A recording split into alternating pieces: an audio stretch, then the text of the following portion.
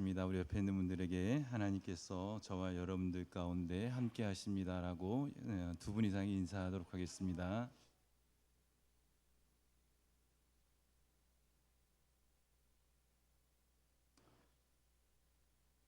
우리가 모세를 생각할 때 먼저 오늘 제목이 같이 한번 읽어볼까요?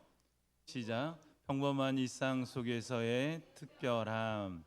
이 제목을 마음에 두시면서 오늘 말씀을 함께 들으셨으면 좋겠습니다. 우리가 모세를 생각할 때 가장 흔하게 먼저 생각나는 부분이 애굽의 왕자로서의 모세의 모습입니다.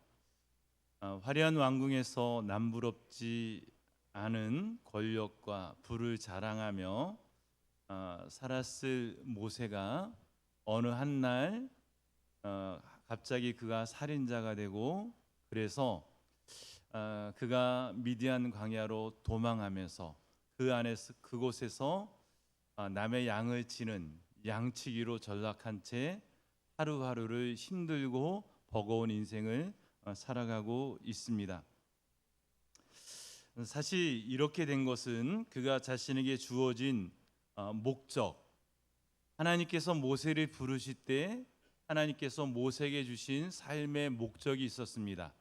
그것은 그 이름에서 우리가 지난번에 살펴보았듯이 물에서 건져낼 자. 단지 우리는 나일강에서 공주가 모세를 건져내었기 때문에 모세라고 이름을 지었다고 생각하지만, 하나님은 이런 수동태가 아니라 그가 나중에 그 백성들을 물에서 건져낼 자가 될 것이다 라는 의미에서 모세라는 이름을 그에게 붙여주었습니다. 하나님은 모세를 향한 뜻이 있었고 목적이 있었고 부르심이 있었다는 것입니다. 그럼에도 불구하고 이 모세는 하나님께서 자기를 부르신 삶의 목적은 알고 있었는데 그가 모르고 있었던 것이 있었어요. 그게 무엇이죠?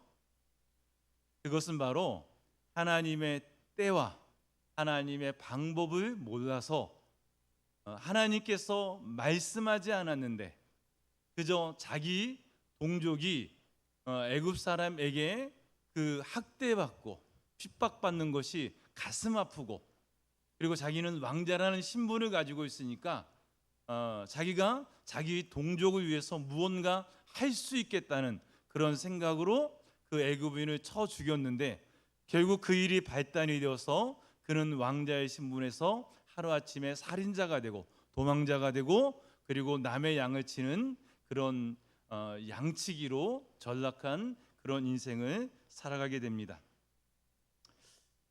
모든 것을 잃어버리고 자신을 외면한 하나님에 대한 원망과 이해할 수 없는 그런 복잡한 감정을 가지고 40년을 미디안 광야에서 살아가야 했던 모세에게 어느 날 하나님이 찾아오십니다.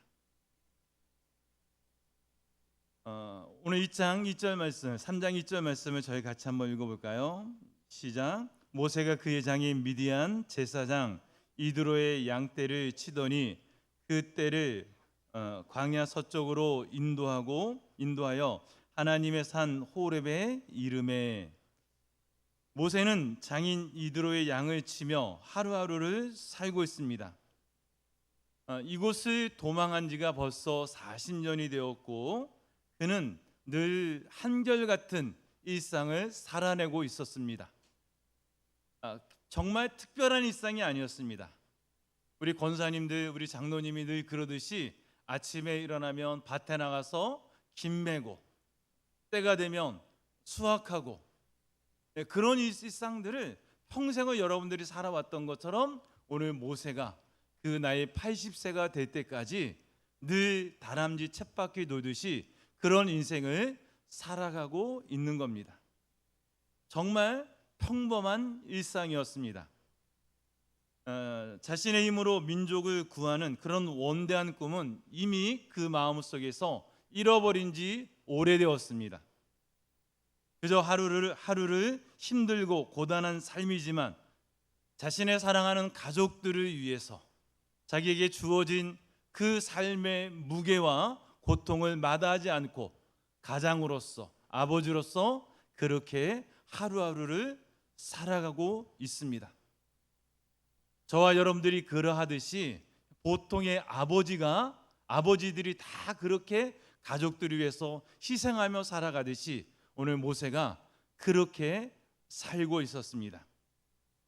그런데 놀라운 것은 이 모세의 평범한 일상 속에 하나님이 찾아오셔서 특별한 그런 시간과 장소가 되게 하신다는 것입니다. 사람들은 자신이 다른 사람들보다 특별하다는 것을 드러내기를 좋아합니다. 그것을 자랑하고 싶어 합니다. 그래서 값비싼 명품으로 자신을 치장하고 자신의 몸을 아름답게 가꾸고 남들보다 더 좋은 스펙을 가지려고 애를 씁니다. 그리고 사람들은 생각합니다. 이것들이 나를 특별한 사람으로 만들어 줄 거라고 착각합니다. 근데 여러분 아십니까? 여러분 성경에서 오늘 이 출애굽기 3장에서 사람을 특별하게 하는 것은 어떤 환경, 어떤 조건이 아니라 하나님 자신이라는 겁니다. 매우 평범한 일상이지만 하나님이 그곳에 모세를 찾아오니까 이전과 다른 너무 평범했던 그 삶에 하나님의 특별함이 나타나기 시작하는 거예요. 여러분, 저는 주일날 제가 오늘 이 복장을 하고 오니까 우리 장로님 권사님이 속으로 이렇게 생각하실 것 같아요. 저것이 이제는 하다하다가 이제 참 별짓을 다 하는구나 이렇게 생각할 것 같아요. 그렇지 않으세요? 네. 그냥 여러분이 봤던 그 전에 목사님들은 주일날 되면 목사 가운을 입고 거룩하게 강단에 서가지고 자신이 특별함을 나타내고, 어떤 목사님은 그러셨을 것 같아요. 여기 세 줄기 이렇게 그 박사 무늬가 있는 그 박사 가운을 입고 나오셔서 내가 이렇게 공부 많이 한 사람이야, 나는 이렇게 특별한 사람이야, 그렇게 자신을 드러내셨을 거예요.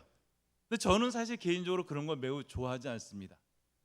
물론 어떤 사람들은 학문적 취향이 있는 분들은 열심히 학문을 공부해서 신학을 발전시키고 또 그분은 자신의 은사대로 이렇게 쓰임 받는 것이 마땅한데, 저는 개인적으로 목회자는, 그죠? 목회자는 우리가 목사를 목회자라고 그러잖아요. 양을 치는 목자와 같은데, 여러분 이 양을 치는 목자가 양을 데리고 들에 나가서 산과 계곡을 건너는데, 여러분 목사 가운을 입고 그 양들을 치면 얼마나 불편하겠어요. 사실 목회와 전혀 상관없는 거죠. 그죠? 그럼에도 불구하고 우리는 그분이 공부를 많이 했다는 거, 내가 이렇게 특별하다는 거, 그것을 가지고 목사의 권위를 생각하는데, 저는 그 생각에 동의하지 않습니다. 여러분, 하나님을 만나는 곳은, 만나는 시간은 어떤 특별한 주일날이라고 하는 특별한 시간에, 교회라고 하는 특별한 장소에, 여러분 그곳에만 하나님이 여러분들을 만나 주시는 게 아니에요. 근데 우리는 자꾸 어떤 생각을 가지고 있냐면, 하나님의 성전은 거룩하고 이 거룩한 곳에 와야 하나님을 만날 수 있고, 이 그런 생각들을 가지고 있으니까 내가 세상에서는 개판으로 살았어요. 남의 등을 쳐먹고 남의 가슴을 아프게 하고 그렇게 살다가도 교회만 나오면 거룩한 모습으로, 거룩한 언어와 거룩한 몸짓과 거룩한 표현을 하면서 나는 세상과 다르다라고 그렇게 자랑하시는 분들을 보았습니다. 그럼 그게 성경적으로 맞나요? 여러분, 오늘 하나님의 산 호렙이라고 그러죠. 하나님이 어디에 나타나시냐면 1장 2절에 보니까 이 모세가 그 미디안 제사장 이드로의 양떼를 치고 있었습니다. 그런데 하나님이 어디에 나타나시냐면 하나님의 산 호렙에. 먼저 제가 그러면 순서를 바꿔서 여러분 이 그 모세는 그가 무슨 특별한 일을 하나님 앞에 특별한 어떤 헌신과 희생의 제사를 드릴 때 하나님이 그에게 나타났던 것이 아니라 모세가 지금 무엇을 하고 있는 거죠? 그 장인의 양을 몰고 그 양을 먹이고 치는 자신의 지극히 일상적인 자신의 삶 가운데 자기가 늘 그래왔던 자신의 삶에 최선을 다하고 남들처럼 열심히 성실하게 주어진 일을 하는 그 현장 속에 하나님이 그에게 찾아오시는 거예요. 여러분, 저는 그래서 아까 다시 이야기를 돌아가면 사실은 저와 여러분들이 살아가는 우리의 집과 내가 일하는 직장과 내가 공부하는 학교가 그곳이 예배의 자리인 거지, 그렇게 온종일 자신의 삶에서 예배를 드리다가 이제 주일날 하나님께서 우리를 부르신 이 교회에 모여서 모든 성도들이 함께 축제하고 교육받고 또 하나님 앞에 헌신하는 것이지, 이날만 하나님을 우리가 만나는 날이 아니라는 거예요. 그래서 저는 오늘 제가 늘 평상시 즐겨 입는 이 옷을 입고 예배를 인도합니다. 그렇다고 해서 하나님이 이곳 가운데 임하지 않으실까요? 여러분, 목사님들이 몇백만 원짜리 아니면 수천만 원짜리 옷을 입고 넥타이 하나에 몇십만 원짜리 입고 그러면 좋죠. 저는 개인적으로 저의 성도님들이나 저를 아는 분들에게 제가 참 가끔 부끄러운 게 뭐냐면, 어떤 때는 여러분들을 그전에 있던 목사님들은 늘 양복을 입고 넥타이를 깨끗하게 하고 여러분들이 봤는데, 이상하게 오선호 목사가 와서는 맨날 작업복에 땀 뻘뻘 흘리고 먼지 페인트로 잔뜩 묻은 그런 옷을 입고 여러분들을 보니까 가끔 죄송하긴 해요. 저도 사람이니까. 근데 그게 저의 일상의 모습인 거예요. 그것을 어떻게 일부러 꾸미지 않고 내 일상에서 살아가는 저의 모습인 거죠. 제가 지금도 한 가지 후회되는 것이 뭐냐면, 올해만 제가 방송을 3번 촬영을 했잖아요. 제가 방송국에 갈 때마다 고민합니다. 내가 무슨 옷을 입고 가지? 그래서 우리 집사람하고 얘기해. 내가 그냥 작업복 입고 갈까? 아마 그러면 대박 났을 텐데 제가 그럴 용기가 없어가지고 이 막 머리 헝클어지고 막 옷에 페인트 묻은 그 작업복 입고 갔으면 이게 대박 났을 것 같은데 제가 그럴 용기가 없더라고요. 그래도 오금리교회 얼굴에 먹칠하면 안 되지 않을까 싶은 그런 마음에 제가 양복을 곱게 차려입고 갔는데, 못내 그게 아쉽고 서운합니다. 네. 오늘 하나님의 산 호렙이라고 하는 이 단어를 주목해 보시기 바랍니다. 하나님의 산이라고 하는 것은 모세가 이 모세오경을 기록했지만 하나님께서 정의하신 단어예요. 호렙이 하나님의 산이라는 거예요. 그러면 이 호렙이라는 것은 히브리어로 어떤 뜻을 가지고 있냐면, 호레브라고 그래서 히브리어로 호레브라고 하는데, 이것은 황폐한 메마른 그런 땅을 일컫습니다. 여러분, 놀랍지 않으세요? 하나님께서 모세를 부르시는데, 하나님께서 모세를 만나시는데, 우리가 생각할 때는 정말 그 낙원 같은, 그 천국 같은 그런 곳에서, 그런 환경 속에서 정말 거룩한 옷을 입고 하나님께서 모세를 부르실 것 같은데, 실제로 모세가 하나님을 만나는 곳이 어디였다고요? 황폐한 땅이었어요. 제가 그 호렙산을 사진으로 보니까 나무 한 그루 없는 정말 메마른 그런 바위산이에요. 하나님이 그곳에서 모세를 찾아오시는 겁니다.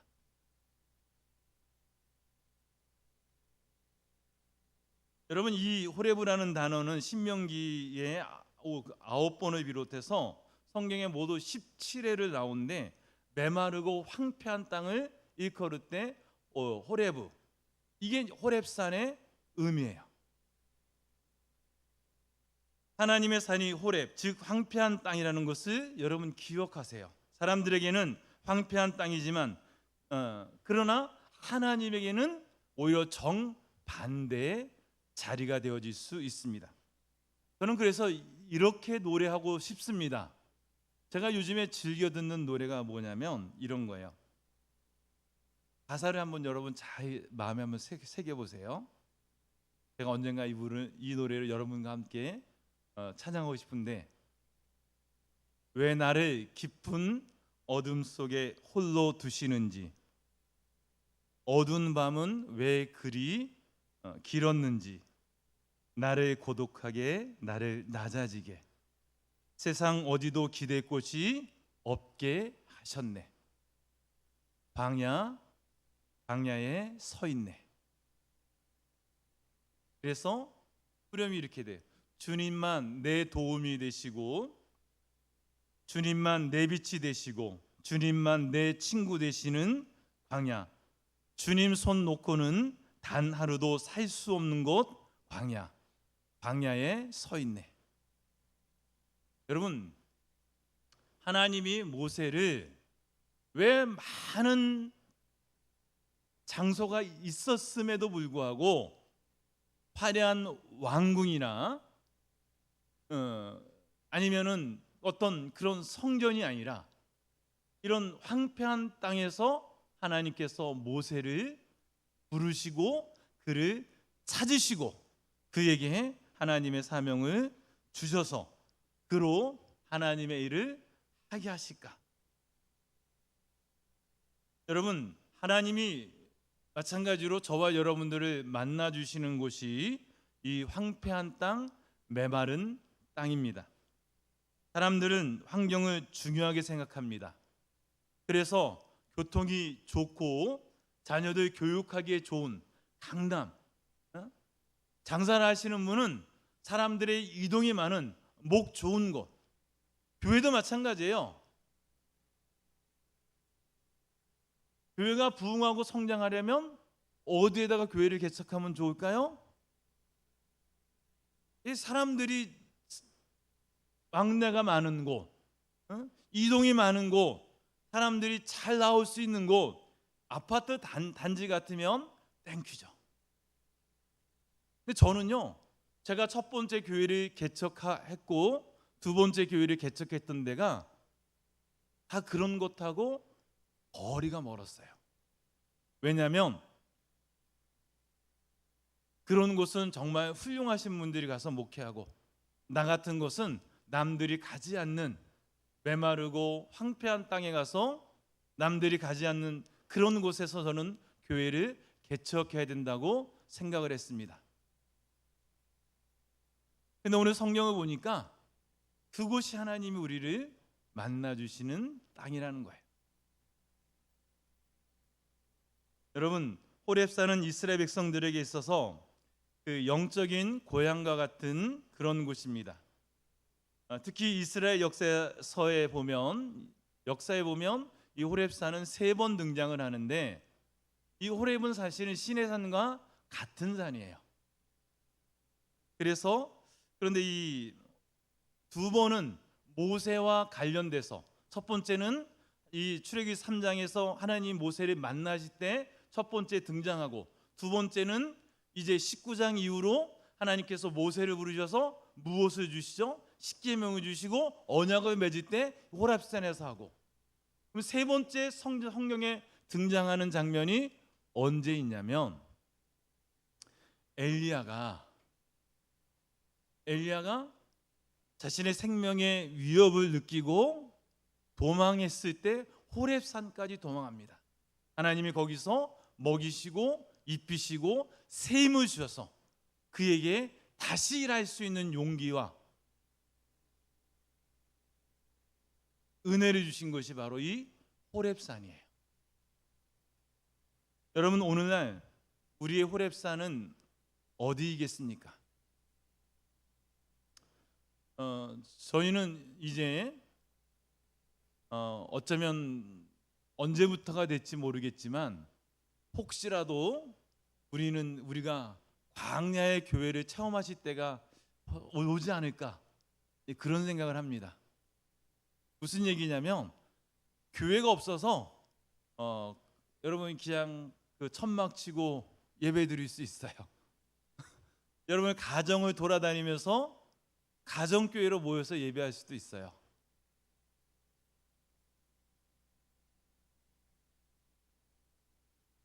어쩔 수 없습니다.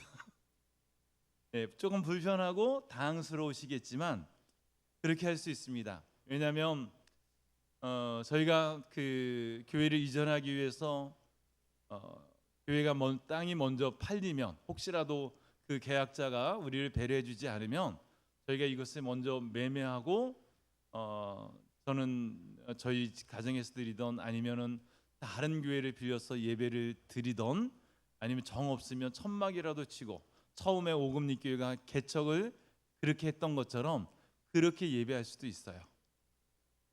그런데 여러분, 그렇다고 해서 하나님이 그곳에 함께하지 않으실까? 여러분, 저와 여러분들 중에 어떤 분들은 지금 이 호렙산처럼 황폐한 삶을, 그런 곳에 계시는 분들이 있을지 모르겠습니다. 여러분, 환경을 보시면서 낙심하고 좌절하지 마시고 오히려 그곳에서 하나님이 여러분을 만날 수 있다는 것을 기억하기를 간절히 축원합니다. 우리 2절에 보니까 같이 한번 읽어볼까요? 여호와의 사자가 떨기나무 가운데로부터 나오는 불꽃 안에서 그에게 나타내시니라. 그가 보니 떨기나무에 불이 붙었으나 그 떨기나무가 사라지지 아니하는지라. 여호와의 사자가 그렇게 말씀하고 있습니다. 오늘 성경에 보니까 여호와의 사자가 그에게 나타나시니라라고 말합니다. 이 말씀이 어떤 의미냐면 모세가 하나님을 찾은 것이 아니라는 겁니다. 여러분, 오히려 하나님이 모세를 찾아오셨습니다.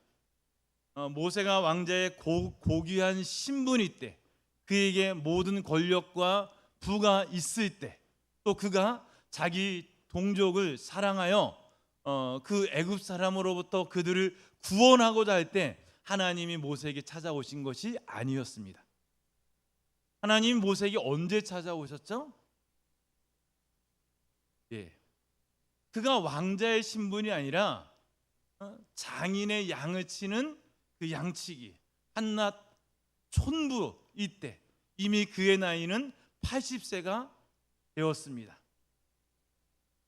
여러분, 80이 넘은 노인에게 하나님이 찾아오시는 거예요. 우리 사랑하는 권사님, 우리 안수 집사님들, 아직 80 안 되신 분들에게는 소망이 있는 줄로 믿습니다. 네. 우리는 우리의 생각으로는, 여러분, 내가 정말 하나님의 일을 하기 좋은 때가 있어요. 저도 그랬거든요. 제가 한참 제가 몇 살에 개척했죠? 30살에 교회를 개척을 했어요. 30살에 교회를 개척해서 벌써 만으로 55세니까 25년을 교회를 섬긴 거죠. 그것도 남들이 가지 않는 곳에, 제가 이 돈키호테적인 기질이 있어가지고 남들이 가지 않고 남들이 개척하지 않는 힘든 곳에 가가지고 진짜 계란으로 바위치는 고생을 하면서 지금까지 지나왔는데, 그런데 참 그 살아가는 순간순간이 저는 저희 아내와 이렇게 얘기를 하면 참 은혜였다는 것을 새삼스럽게 확인합니다. 저희 아내에게 여러분 한번 물어보세요. 그때 정말 힘드셨어요? 어떠셨어요? 그냥 물어보세요. 저희 아내가 하나도 힘들지 않았대요. 여러분, 결혼한 지 2달 만에 교회를 개척해서 신혼생활을 하는데 시댁 식구들을 그 안에서, 여러분, 이게 컨테이너 2개를 붙여가지고 집을 만들어서 짓고, 이렇게 천막을 쳐가지고 교회를 짓고 거기서 사는데 힘들지 않았다는 게 이해가 되세요? 여러분, 먹을 게 없어서 아이들 기저귀와 분유가 없어서 늘 한탄하고 근심했던 그런 시간들이었는데 그 시간이 오히려 좋았대요. 이스라엘 백성들이 광야를 지날 때 그런 마음 아니었을까요? 광야를 지나면서 늘 먹을 것이 없고 늘 내일을 모르고 늘 소망 없는 그런 인생 같았지만 사실은 그 광야가 은혜의 자리였던 거죠.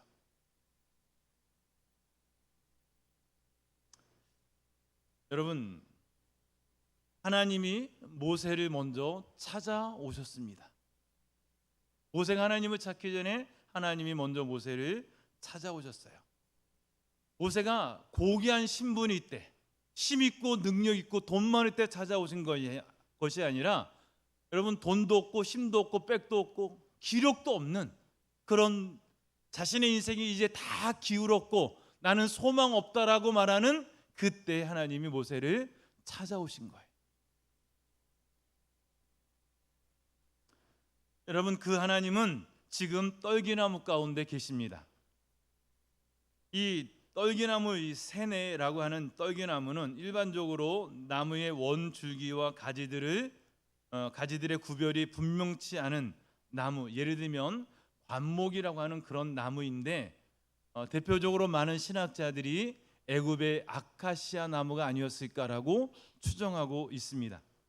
그런데 이 나무는 중요한 것은 특별한 나무가 아니라는 거예요. 여러분, 특별한 나무가 아니라 여러분들이 길을 가다가 여러분 발에 그냥 툭툭 걸리는 그런 흔한 그런 나무였어요. 누구도 눈여겨보지 않는 그런 나무였습니다. 그런데 그곳에 하나님이 임하시는 거죠. 어떻게? 그 나무가 불붙는 모습으로. 여러분, 광야에서, 메마른 광야에서 너무너무 건조하니까 그 메마른 이런 나무에, 그 떨기나무에 불이 붙는 것은 늘상 흔히 일어나는 일이었습니다. 불이 붙는데 그냥 메마르고 탈 게 없으니까 지가 혼자 이리저리 바람에 다니다 그냥 재만 남고 사라지는 것이 그 일상적인 모습인 거예요. 그런데 모세가 여느 때와 같이 그 장인의 양을 몰고 광야로 나가서 양을 치고 있는데 떨기나무에 불이 붙었습니다. 그런데 그 불 붙는 모습이 예사롭지 않아요. 왜 예사롭지 않았냐면 지금까지 그가 경험하는 것은 그렇게 떨기나무에 불이 붙으면 그게 1분이나 2분, 채 몇 분이 되지 않아서 금방 사그라지고 재밖에 남지 않는 것이 일반적인 모습인데 이게 시간이 지나도 나무가 사그라지지 않아요. 이게 재로 변하지 않아요. 불이 붙었는데 그 나무는 그대로고 불기도 그대로인 거예요. 하나님이 그런 모습으로 모세에게 찾아오셨습니다. 여러분, 그냥 가장 흔하게 보는, 그래서 누구도 눈여겨보지 않는 나무였지만 하나님의 불이 거기에 임하였기에 지금은 가장 여러분 유명한 나무가 무엇이냐면 이 떨기나무입니다. 성지순례를 하는 사람들마다 그 떨기나무 앞에서 그 신분과 상관없이, 나이와 상관없이 다 기념사진을 찍어요. 아, 이게 떨기나무구나. 유명해졌죠. 그죠? 무엇 때문에요? 하나님이 그곳에 임하시니까. 여러분, 모세는 젊은 날 자신의 몸을 활활 불태우고 이제는 재만 남아서 이 광야를 이리저리 바람에 그렇게 쓸려다니는 그 모습이 바로 모세의 모습이었습니다. 모세의 자아상이 그런 모습이었죠. 그런데 하나님은 그 모세를 너무나 잘 알고 있었기 때문에 모세에게 어떤 모습으로 나타나냐면 가시떨기 나무에 불 붙는 모습으로 나타나셨는데, 여기서 중요한 차이점이 뭐라고 그랬죠? 불길이 사그라지지 않는 거예요. 나무가 타지 않는 거예요. 불은 활활 타오르는데 이게 없어지지 않아요.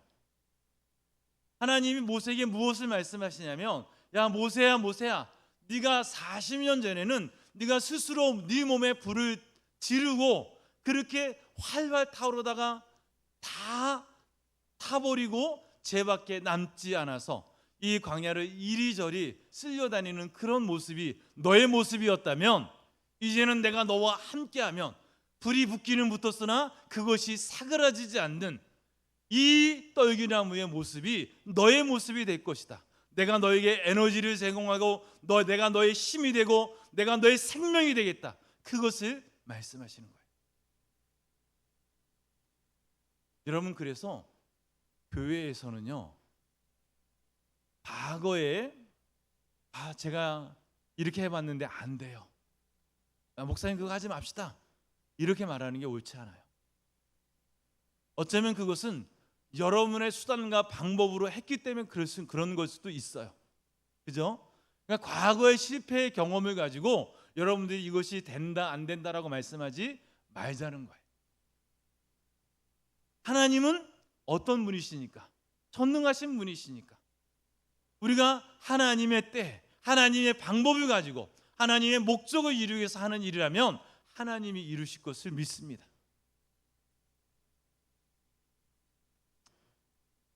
여러분, 삶이 곤고하고 힘드신 분이 있으십니까? 내 마음대로 되어지지 않는 현실 속에서 여러분 무너지고 있는 분들이 계십니까? 하나님을 바라보셔야 될 줄로 믿습니다. 주님만이 나의 도움이 되심을 고백하시기를 바랍니다. 제가 아까 불러드렸던 그 찬양처럼 여러분 단 한순간도 주님의 손을 놓고는 살아갈 수 없는, 그것이 바로 저와 여러분들이심을 믿습니다.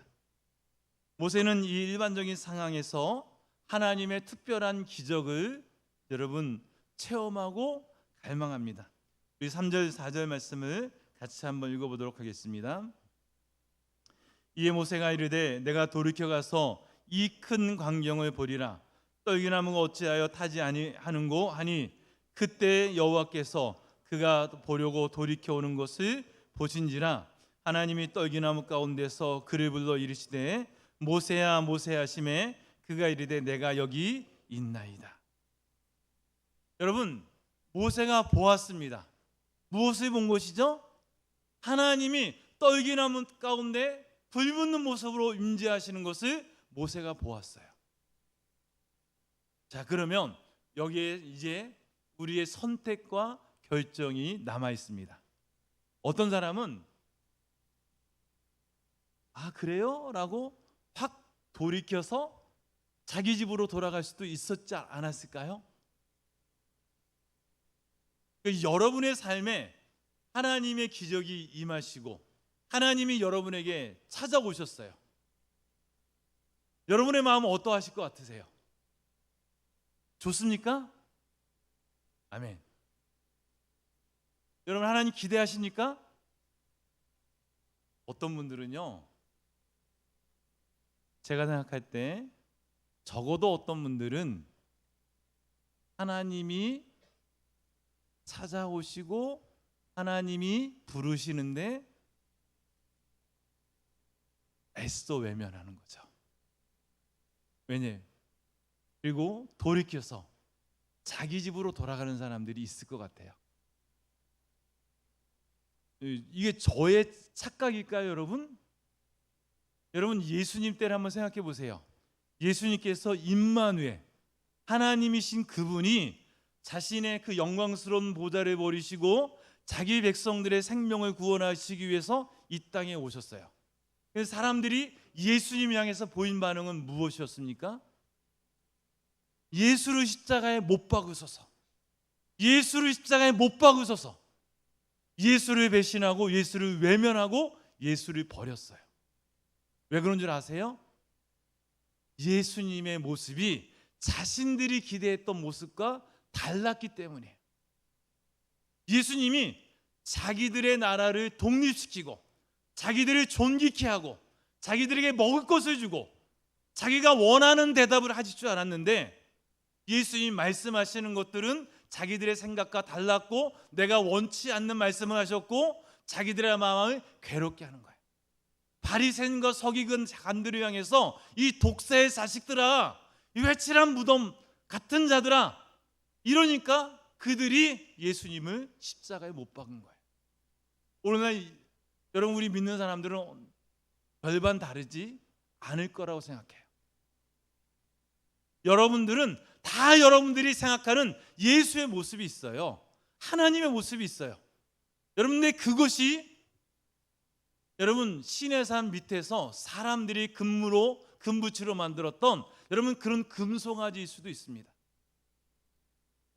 그래서 우리가 예수를 잘 믿어야 된다.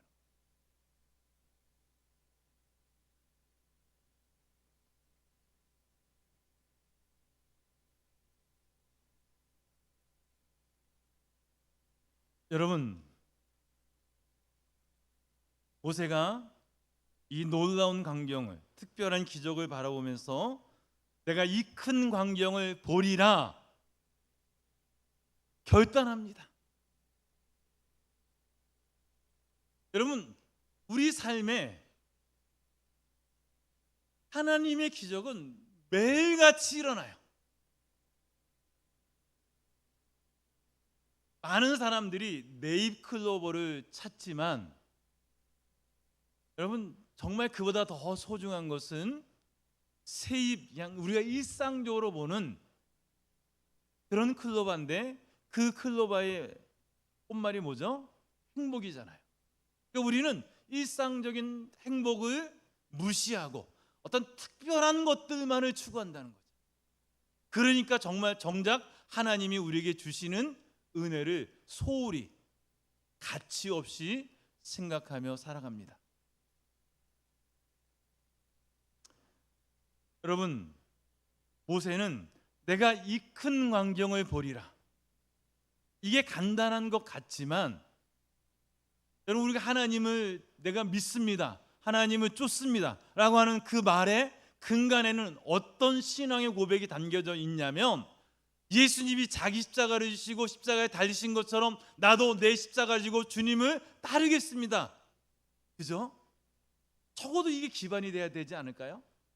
내가 하늘에 썩어진 미랄이 되겠습니다. 그런데 정작 예수 믿는 사람들을 보면 자기를 희생하지 않아요. 자기를 내려놓지 않습니다. 자기가 손해보는 걸 싫어해요. 그러면서 본인은 예수를 믿는데요.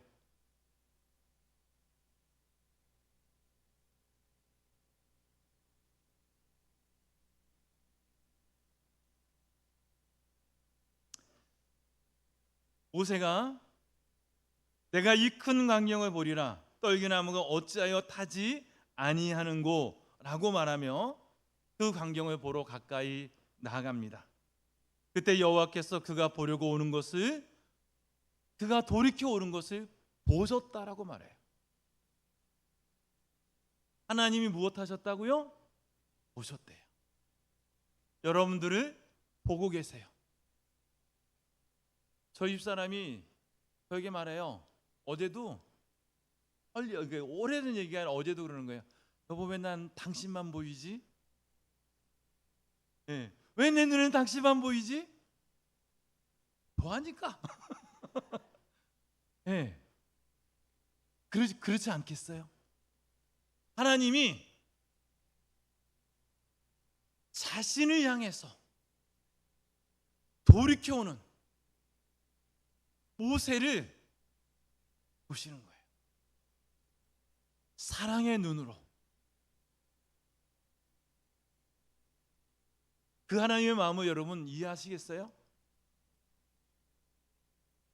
자신을 떠나갔던, 자신에게 멀리 떨어져 있던 그 아들이 아버지를 향해서 그 몸을 돌이키고 그 아버지를 향해서 나오는데, 아버지가 그것을 보았어요. 하나님이 그것을 보셨습니다. 하나님 마음이 얼마나 기쁘셨겠어요. 저와 여러분들을 보는 하나님의 마음이 그렇습니다.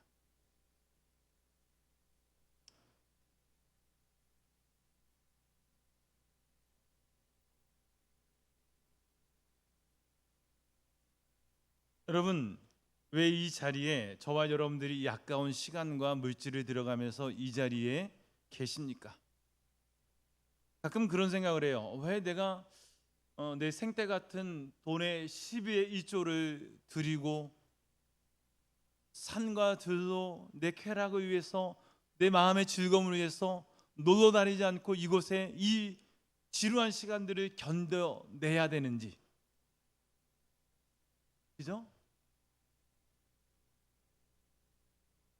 하나님의 사랑의 마음을 경험하고 깨달은 사람들은요, 그 어떤 유혹과 그 어떤 그 일에도 불구하고 하나님께 가까이 나올 수밖에 없습니다. 하나님 우리를 보실 뿐 아니라 또한 부르시는 하나님의 모습을 보게 됩니다. 하나님께서 떨기나무 가운데서 모세를 부르십니다. 모세야, 모세야. 하나님께서는 모세를 어떻게 아셨을까? 이 땅에 수많은 사람들이 있는데 그 수많은 사람들 중에 모세의 이름을 어떻게 기억하셨을까? 그게 하나님이에요. 우리는 머리털까지도 세신바 되시고, 내가 무엇을 생각하는지, 내가 무엇을 갈망하는지 그것을 알고 있는 분이 하나님이세요.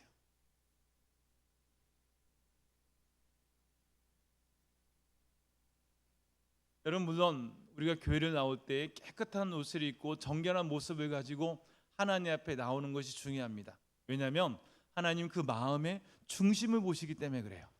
그렇죠? 어떤 사람들은 돈이 없어서 가난해서 반바지를 입고 민소매 그렇게 교회 나올 수도 있어요. 그게 그분의 전부라면. 그렇지만 중요한 것은 뭐냐면 그 마음의 중심이 어떠하냐는 거죠. 어떤 사람이 하나님 앞에 10의 1조를 1억씩 드리는 사람이 있어요. 근데 어떤 사람은 자기가 가진 것이 없어서 자기 모든 것 다 털어서 드렸는데 5천 원밖에 안 돼. 하나님이 누구의 것을 더 소중하다고 말씀하십니까? 가난한 가부가 드리는 그 작은 2렙돈, 그것이 비록 가치가 작은 화폐이지만 하나님은 그 여인이 자신의 전부를 드렸기 때문에 그것이 가장 크고 소중하다라고 말씀하시는 거예요. 그게 하나님의 마음이라는 거죠. 여러분,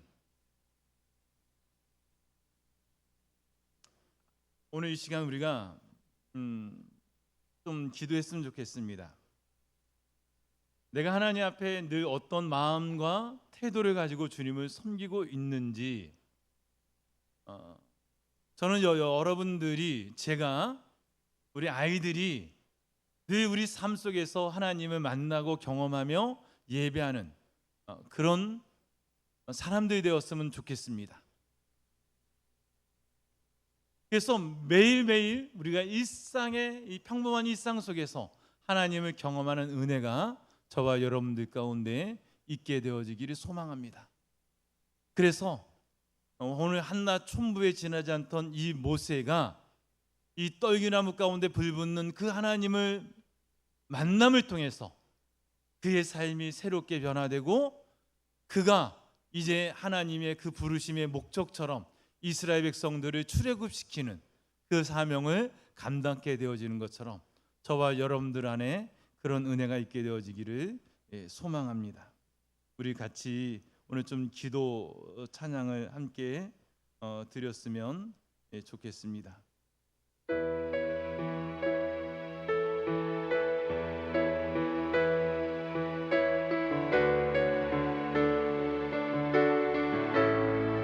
우리 죄를 지키고